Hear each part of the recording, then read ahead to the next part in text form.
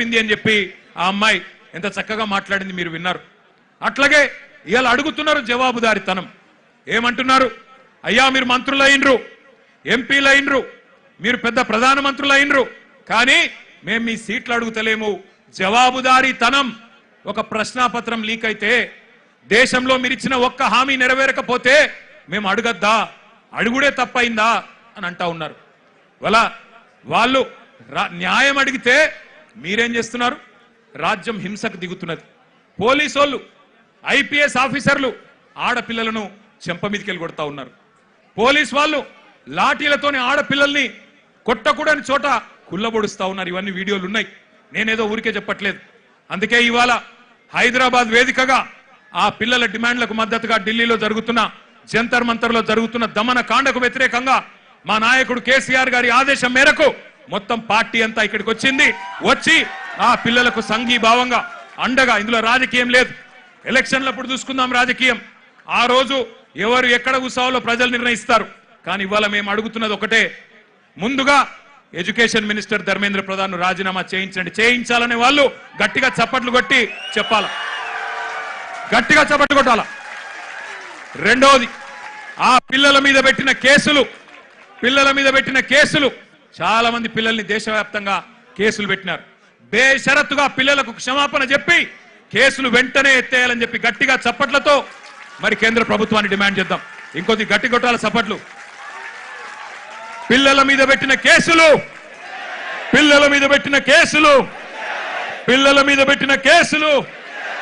మేము ఇక్కడికి బయలుదేరి వస్తున్నాం. పిల్లలతో పాటు నిరసనలో పాల్గొనాలా.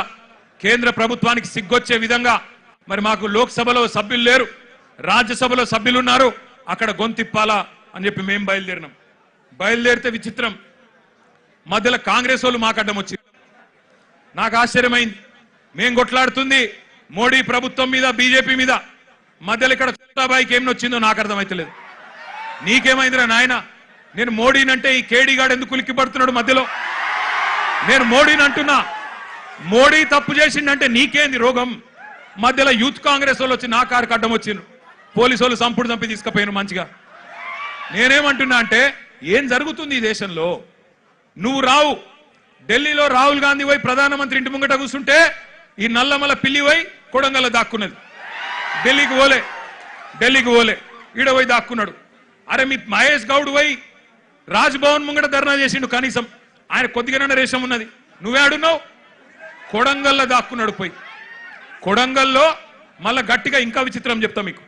కొడంగల్లో పోయి ధర్నా చేసినట్టు చేసిండు. రాహుల్ గాంధీని అరెస్ట్ చేసిర్రు, వెంటనే ఇడిచిపెట్టాలి, మావోనికి దెబ్బ తాకింది, గింతంత గీర్కపోయింది, అయ్యో చాలా అన్యాయం జరిగింది అని బాధపడుతున్నాడు.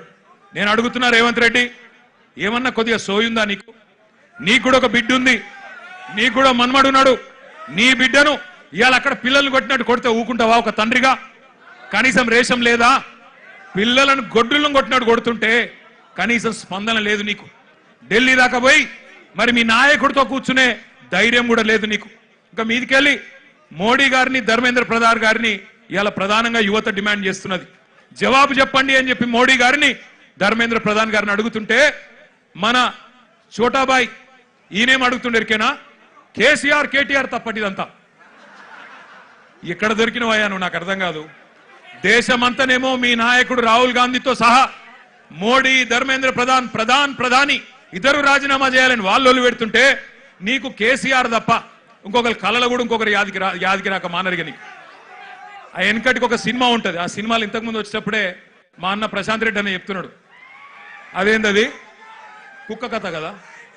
చిన్న పిల్లగాడు కూడా ఉంటాడు, వాని ఏం అడిగినా లాస్ట్కి ఏమంటే నాకు కుక్క కావాలి అంటాడు. అట్లా ఈయన కూడా అంతే. ఇక ఆయన నిద్రలో లేపు, ఈ ముఖ్యమంత్రిని నిద్రలో లేపు. అదో సినిమా పేరట, చిత్రం అట. అది చిత్రం, వీడు విచిత్రం. అంటే నిద్రలో లేపి అడిగితే కూడా కేసీఆర్. అరే నువ్వు ముఖ్యమంత్రి వీరా నాయన, కొన్ని ముఖ్యమైన పనులు చేయి. సిగ్గులేని మాటలు మాట్లాడుతున్నాడు. అదేదో పేపర్ లీక్కు నాకు సంబంధం అంట. మోకాల్కు బోడిగుండుకు ముడిపెట్టుడంటే ఇదే. నేను చెప్పిన, అయ్యా రేవంత్ రెడ్డి నీకేమన్నా సిగ్గు శరం ఉంటే నువ్వు చెప్పినాం లేదా? లేనోనికి ఏం చెప్తామంటారా?